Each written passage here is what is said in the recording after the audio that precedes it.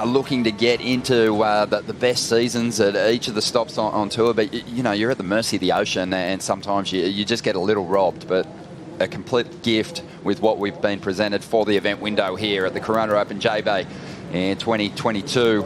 And have a look at this first lineup. Filipe Toledo, the current world #1, just been on such a dominant run, made 5 of the last 6 finals. There is a little waffle bit there, but it's actually probably going to make for some unique sections that'll happen on the wave face. It's just great stuff. I can't wait. Been loving watching the run of this kid on the Challenger Series. Joshe Faulkner, loving the opportunity to compete at home. He's going to have the crowd behind him. They got up in a big way morning, and we'll see what Jose can bring to the party. But this guy is going to be so hard to beat. He's been a strong performer here over the years. A couple of victories already, and locking into the barrel. Not going to find his way through this one, though. Ooh, so opportunity. Both surfers, you know, ended up going down, not capitalizing on that first set. And Jose, his profile is on the move. He is really starting to collect a big following, and for good reason. This is a kid from the townships who is just so talented. He's locked into the barrel at the moment. This is a long tube ride. This one's starting to stretch out, though, and he won't find his way through. But surfed his way through the townships. He's had amazing support, which is co-founded by our good friend Salema. Yep. Mr. Kayla, and yeah, he was interviewed in that book, and his story came to life, and it's an incredible one. Filipe Toledo on his second effort here. To live action now. Jose up once again. So no big numbers locked in just yet, but we know with this overlapping format, the competitors are going to get a whole lot of time in the lineup. 48 minutes to lock in 2 excellent scores as Jose throws everything at that final turn. Like, that's the other part of it. It's just a wave after wave. And it's really a blessing being in the first heat when the overlapping format comes to play, because you just get that lineup all to yourself for the first 24 minutes as Toledo looks to line up the tube on the inside. This wave holding open, and out he comes. And can he add the extras down the line? Big slice, big cut down. Held that rail for eternity, and that'll be the best number of the heat so far. But there'll be room to improve on that, because there's better waves than that out there, and he really didn't take that from the top of the a sublime. And this wave, you know, just called for a big barrel ride, but great slice off the top to get started. And look at it now, he's getting warmed up. Feet are sticking into the grip and the wax, and sets up this barrel beautifully. You know, stalling, but you have to stay high. That's the one thing about getting the exit out of here clean, is staying high in the barrel to come out. Beautifully done. And then this slice all the way down, knowing that wave was going to shut down. Finishes off clean. Yeah, again, so 4 sections of the outside turns, but just such a great setup for this barrel as look at where his foot is, above the grip, and then it even moved forward again in the barrel. So everything moves forward, and just super clean. What's that do for you? It just gives you stability, brings it up. You know, you're pulling it up, it puts everything forward in the widest point of your board, keeps the speed up, keeps you solid, dip up in the tie, you know, keeps that rail engaged. This is Filipe, I think, giving it about 70%. He has so much more to give, but after falling on his first 2 rides, he's just toned it down a little bit, kept it clean. We did see him surfing last night on a different equipment, and he looked pretty good there through the evening sesh, so into the dark. Yeah, so I expect it to be, I mean, he's going to lift for Barron too. You know what I mean? Like, he's going to go, okay, wait, I need to have my A game if I'm going to take out that kid. Here goes Jose. Nice big swoop off the top. Look at the size of this wall standing up, and really promising a lot down the line if he can stick with it. He's had a couple of falls already, so he needs to stay on his feet. And you got to think that's crushing. You know, that's just nerves on show there, because he's surfed plenty of waves here at Jeffreys Bay. How hard is it to recover or just get past a slip? It's crushing, right? And that's the whole, I mean, psychologically, he's never experienced this probably before. This is one of the biggest heats of his life. So it's a learning experience no matter what. And I expect him being, you know, all he has to tell himself is, hey, just enjoy this experience. You know, this is incredible. You know, and just, I know that situation right there hurts. Shake it off as quick as you can. Forget about it. And, you know, the next wave will do that generally. I will say about Filipe, just a stat that he carries, that excellent heat totals. He has a 57%. He'll get over 16 points. That is remarkable. Right? And he's up at the moment. Big slice to get started.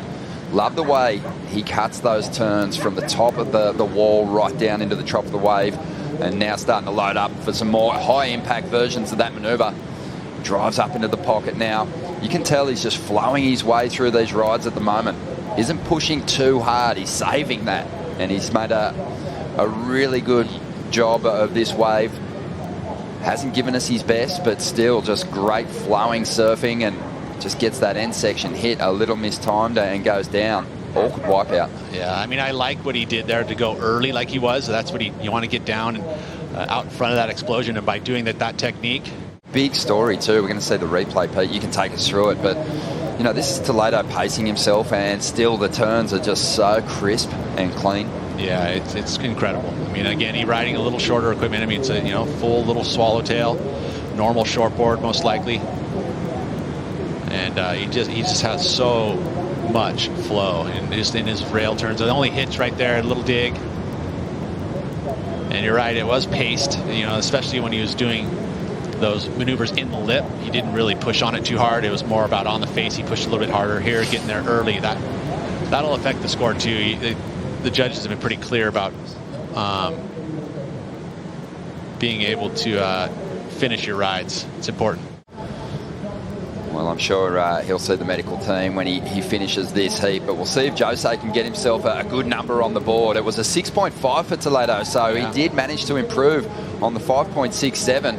They like the work on the outside, and Joshe just having a bit of a tough time out here at the moment. That's a number of falls that he's had now, and we were talking about just psychologically trying to overcome those mistakes, and now it's proving difficult. Well, just under 25 minutes to go here. More set waves rolling our way here, and it is stacked as we look out and see Filipe Toledo now taking off once again. This is wave number 5, trying to get rid of a 5.67, and we'll see how he goes. Hurting his shoulder on his last ride. Oh, looks like it's no problem for him though. Big hook there, and now thinking about lining up something on the inside. This wave might start to barrel, but he's going to go to the rail again.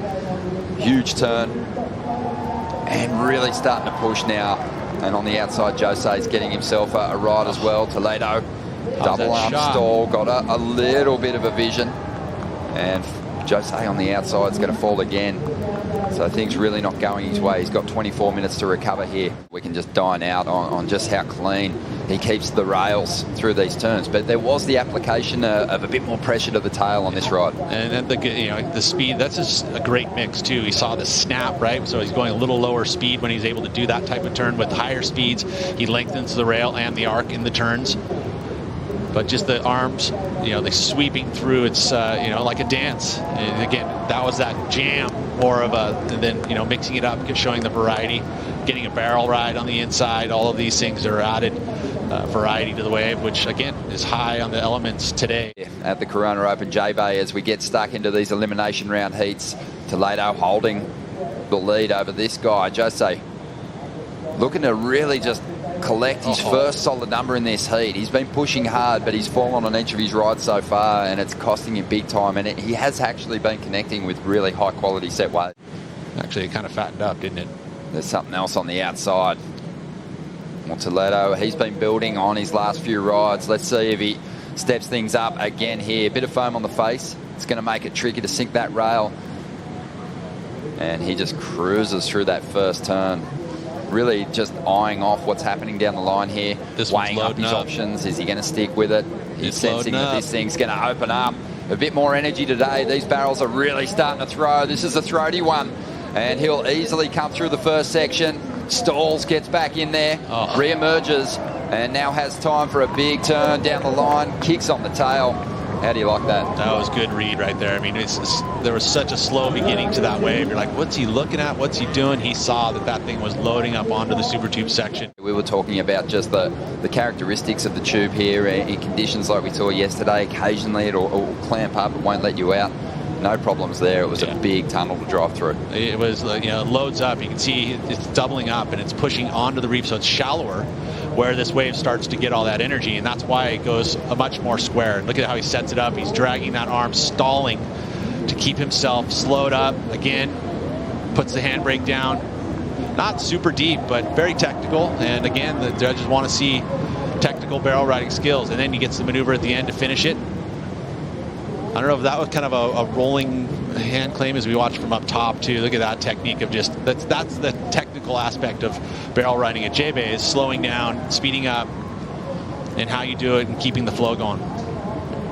Yeah, I mean, bar those first couple of falls and just that little hit, the big float that kind of went wrong, Toledo's just so on now. His read on the end section's good. He knew from earlier on he wanted to get there a bit early with that layback jam. Oh, it was a nice little way to finish off that ride.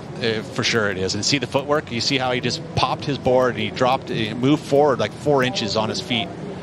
And then that's to do the maneuver. Whereas everything was so forward, he actually had his back foot on the side of the rail to slow down as well. His toes dragging off the side. Really solid score on his second ride.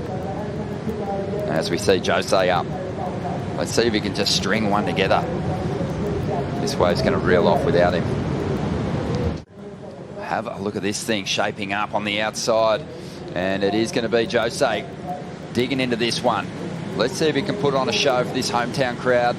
Arcs off the top there, cutting back to the bowl, looking to set up a bit more of a vertical approach on this steep section. Huge hit there. That's a bit more like it. That's what he's capable of. And he'll hammer the lip again. And he's just having a bit of trouble with his traction at the moment. But he's riding this one out. Johnny Cockroach style.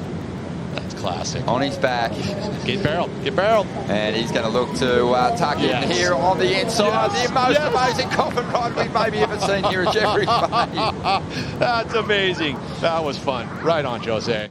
Yeah, great to see him throw down a big turn, Strider. As a goofy footer, you know, you can talk to just how hard this wave is to figure out backhand, but he really did dig in there. Yeah, it's one of the hardest waves in the world actually on the backhand, but as you can see, he comes straight up into the hook there. And just to redirect straight up into it is the hardest part. And that's the part that, you know, he's done so well. Unfortunately, he came off there, but now you can see him. He's just like, you know what? It's done. I'm going to stay with it and see what we get on the inside. I thought he was going to jump back up here, and then he just stuck to his guns and just got piped. So imagine the vision he had inside of that one. I mean, look at that. I mean, he's just piped all the way down, the drone shot, everything. He's got something for the books there. It's for the portfolio for sure. Getting it wrong at the end of that ride. Toledo on the outside. Big wall standing up for him. And he's really just on a victory lap now. He doesn't even need this ride. And no need to risk injury on the inside by attacking that end section. The job is done. We're going to go straight into that next round, around a 16. So he's going to be right back into the water. Hopefully that shoulder doesn't stiffen up.